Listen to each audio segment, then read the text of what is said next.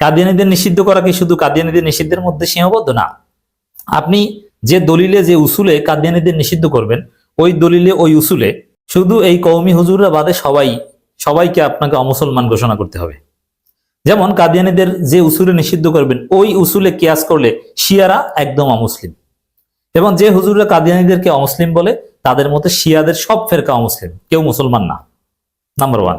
এই দেওবন্দি হুজুরদের কাছে আহলে হাদিসরা আসলে মুসলমান কিনা, এটাও একটা প্রশ্ন। অনেকে অমুসলমান বলে, কেউ কেউ মুসলমান বললো নিকৃষ্ট মুসলমান বলে। আবার সুন্নিদের কিছু গ্রুপ, আবার বাংলাদেশের যে বেরলবিদের কিছু গ্রুপ আছে, মাইজ ভান্ডারি, অমুক তমুক, আটরশি, এরা কি মুসলমানের মধ্যে পড়ে?